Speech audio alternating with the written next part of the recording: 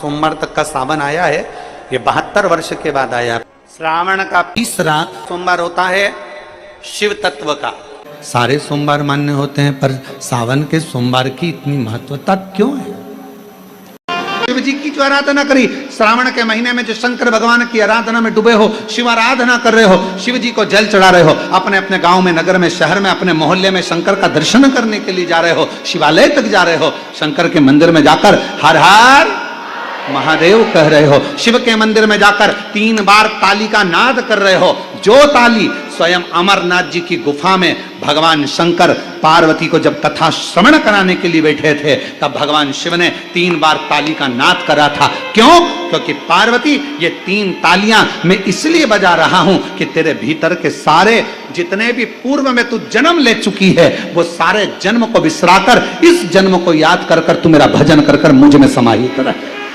किसी ने पूछा अन्य देव और महादेव में क्या अंतर है? हमने कहा देवता देते हैं पल्ला झाड़ कर, महादेव देता है छप्पर फाड़ कर। फिर किसी ने पूछा अन्य देव के भक्त और महादेव के भक्त में क्या अंतर है? हमने कहा एक अंतर है, अन्य देव का जो भक्त होता है वो हो सकता है कि मार्ग से भटक जाए, पर महादेव का जो भक्त होता है वो विश्वास पर जीता है, शिव के भरोसे पर जीता है, तो भटकता नहीं है। बेलपत्र चढ़ाने से किस किस चीज की प्राप्ति होती है? किस किस चीज की प्राप्ति? शिव महापुराण की कथा कहती है, एक बेलपत्र यदि शिव को समर्पित करा जाता है तो रिद्धि तुम्हारे घर में प्रवेश कर जाती है। दूसरा बेलपत्र जब हम समर्पित करते हैं तो सिद्धि तुम्हारे घर में प्रवेश कर जाती है। तीसरा बेलपत्र यदि हम समर्पित करते हैं तो श्री गणेश हमारे घर में प्रवेश कर जाते हैं। चौथा बेलपत्र यदि हम समर्पित करते हैं तो भगवान नारायण लक्ष्मी को लेकर हमारे घर में प्रवेश कर जाते हैं। और 5वां बेलपत्र जब हम समर्पित करते हैं तो भगवान शंकर गोरा जी के साथ तुम्हारे घर में प्रवेश कर जाते हैं। 5 बेलपत्र ही जीवन का सुख प्रदान कर देते हैं। किसी भी शंकर के मंदिर में जाओ, सावन के महीने में भक्ति दुगनी करो, जल दुगना करो, मंत्र जाप दुगना करो। श्री शिवाय नमस्तुभ्यम में भगवान शंकर वर्णन करते हैं ब्रह्मा और भगवान नारायण की साक्षी में, जिसके घर में शिवलिंग होगा, जो शंकर के मंदिर में 1 लोटा जल चढ़ाने के लिए जाएगा, जो शिव महापुराण की कथा को श्रवण करने के लिए जाएगा, उसके घर में दोनों देवियां एक साथ कदम रखकर प्रवेश कर जाएगी। सरस्वती का कदम पड़ेगा, बुद्धि आएगी, विवेक आएगा, और फिर लक्ष्मी का कदम पड़ा तो लक्ष्मी उसके घर में श्रेष्ठता के साथ निवास करे। लोग आप सोमवार का व्रत करते हैं कि नहीं करते वो पता नहीं, पर सावन के महीने में 4-5 जो भी सोमवार पड़ जाएं, अगर उस पर अगर आपने व्रत कर लिया, व्रत को धारण कर लिया, या शिवालय के जाकर भगवान शंकर की आराधना कर ली, तो पूरे वर्ष के सोमवार का फल सावन के महीने के 5 या 4 सोमवार में प्राप्त हो। पूरे लगातार उसको अगर सफलता प्राप्ति नहीं हो रही है तो धतूरा ढूंढो। धतूरा कहीं बाजार में नहीं मिलेगा, किसी वृक्ष से धतूरा तोड़ लिया, कुछ मत चढ़ा, तू शंकर जी के मंदिर में जाकर तेरा नाम और गोत्र बोल और शिव जी को धतूरा चढ़ाना चालू कर दे। शिव भगवान शंकर के मंदिर में जाने वाला भी हमेशा याद रखना, इसी के दरवाजे पर रोज जाओगे, हमारा मान घटेगा। मेरे माता पिता और गुरु और शिव के दरवाजे पर जब मान बढ़ेगा, घटेगा नहीं, मान बढ़ता। सावन के महीने में किसी भी एक सोमवार को अगर व्यापार नहीं चल रहा है, नौकरी नहीं मिल रही है, तो कोई तकलीफ आ रही है, तो कोई कष्ट आ रहा है, कोई रोग बढ़ रहा है, डॉक्टर से ऐसा लग रहा है कि ये बड़ी बीमारी बताने वाला है, शरीर में कोई गांठ पड़ गई है और वो जांच के लिए गई है, तो बिल्कुल श्रावण के महीने में किसी भी एक सोमवार को गंगा जल लेकर जाइए शिव मंदिर में। शंकर जी के मंदिर में थोड़ा सा गंगा जल नंदी को समर्पित कर कर, थोड़ा अशोक सुंदरी को समर्पित कर कर, थोड़ा गणेश और कार्तिकेय को समर्पित कर कर, थोड़ा सा गंगा जल जया विषहरा शामरीबारी दौतली और देव को समर्पित कर कर, थोड़ा सा गंगा जल शिवलिंग पर समर्पित कर दो। उस गंगा जल को वापिस झेल कर लेकर आओ। 3 दिन तक लगातार उस गंगा जल को पीना प्रारंभ करो। उसके बाद जांच के लिए आप कहीं पर भी जाइए, बाबा कृपा जरूर करेगा, ये निश्चित था। श्रावण के महीने में 3 जगह पर बेलपत्र, एक अशोक सुंदरी वाली जगह पर जिसकी डंडी का मुख जहां से पानी बहता है वहां रहे, बहुत ध्यान से सुनना। दूसरी बेलपत्र माता पार्वती जी का हस्त कमल जो जलाधारी है वहां, उसका डंडी का मुख अपनी ओर हो। तीसरी बेलपत्र शिवलिंग के ऊपर, जिसका डंडी का मुख तुम जहां बैठे हो उससे ठीक विपरीत हो। अगर आप यहां बैठे हो तो डंडी का मुख उधर हो, आप यहां बैठे हो तो डंडी का मुख उधर हो, अपने विपरीत में डंडी का मुख हो।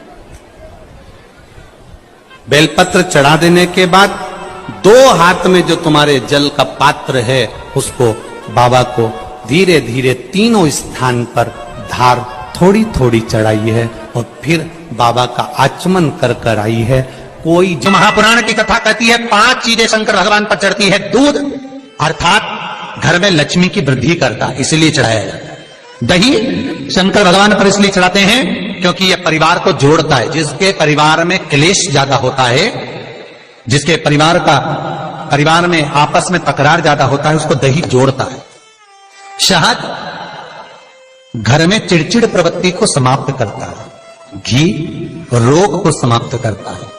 शक्कर मिष्ठान घर में यदि लक्ष्मी आकर जा रही हो तो मिष्ठान समर्पित किया जाता है। इसलिए पंचामृत स्नान का भाव शिव महापुराण कहती है। इसलिए 5 चीजें शंकर को समर्पित हैं। दूध, दही, घृत, शहद, शक्कर अर्थात मिष्ठान। शक्कर से मूलतः यहाँ शिव महापुराण में शक्कर नहीं लिखी है। जैसे श्रावण महीने में चढ़ाए गए कनेर के फूल, दुर्वा,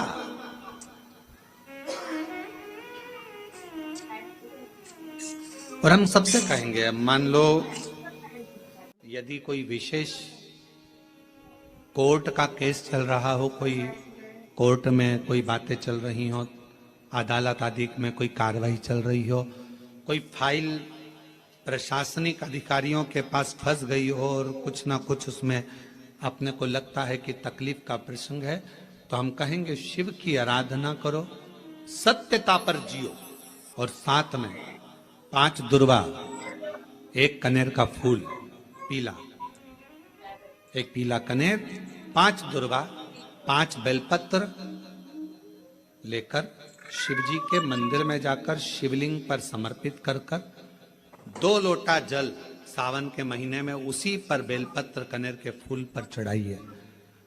देवाधिदेव महादेव की कृपा होगी। ज्यादा से ज्यादा 6 महीना 7 महीना, इससे ज्यादा निर्णय आप ही के पक्ष में आएगा और शिव की कृपा से। 5 स्थान शिव जी को चढ़े हुए जल को लगाने का। पहला स्थान बोलिए, जम के बोलो जरा, नेत्र। दूसरा स्थान कर्ण, तीसरा स्थान मस्तिष्क, चौथा स्थान कंठ और 5वां स्थान अपना हृदय। मात्र ये 5 स्थान शिव जी के चढ़े हुए जल को आप अगर लगा लेते हो तो तुम्हारे ऊपर किसी ग्रह, चाहे शनि हो, चाहे राहु हो, चाहे केतु हो, चाहे मंगल हो, कोई ग्रह आप पर भारी नहीं रह सकता।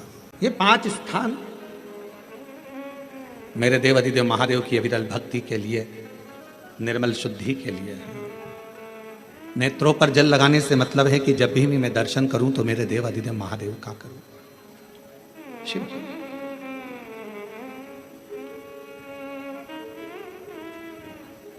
कंठ पर जल लगाने से मतलब है कि मेरे मुख से जो वाणी निकले, और मान लो मेरे मुख से कोई अपशब्द निकल गया तो किसी का बुरा ना हो जाए। कर्णों से जल लगाने से मतलब है कि मेरे कानों के माध्यम से जो शब्द मेरे अंदर जाएं वो मेरे जीवन का कल्याण करें। मस्तिष्क पर जल लगाने से मतलब है कि मेरे भगवान के चरण का जल, उनकी रज मेरे सिर पर चढ़ी रहे और मेरे जीवन में कभी अहंकार ना आए। हृदय पर जल लगाने से मतलब है कि मेरे हृदय में भगवान शंकर के चरणों का आभास नित्य प्रतीत रहे हमेशा। ये 5 स्थान शिव उनके मंदिर में आने वाले को तुरंत दे देता है। जल चढ़ाने वाले को 3 चीजें तुरंत मिल जाती। आप नहीं भी मांगे, आप यदि नहीं भी मांगेंगे तो भी वो 3 चीजें मिल जाती। पहले नंबर पर है शांति, दूसरे नंबर पर है दिशा और तीसरे नंबर पर है सफलता। शांति और बहुत जरूरी है, मन की शांति। आप जब मन से भगवान देवाधिदेव महादेव के मंत्र का उच्चारण करते हैं। आप जब मन से भगवान शंकर के नाम का उच्चारण करते हैं तब हृदय की शांति अपने आप आती है। इसलिए एक बार दिल से सब लोग पुकारेंगे, श्री शिवाय नमस्तुभ्यं, श्री शिवाय नमस्तुभ्यं। जिस लड़की को, जिस लड़के को मंगल है, और ब्राह्मण देवता ने यदि आपको कहा कि इनको मंगल है, इसकी शादी में देरी हो रही है, मंगल के कारण अगर शादी रुक रही है, देरी हो रही है, विवाह में देरी हो रही है, तो उस बेटी और बेटे को 3 महीना लगातार शिवजी पे चढ़े हुए जल को इन 5 स्थान पर लगाना प्रारंभ कर दे। 3 महीने के बाद वो खुद कहेगा कि हाँ, हमारा संबंध जम गया, हमें मंगल से कोई दोष नहीं लगा। स्वयं शिव कृपा करते हैं।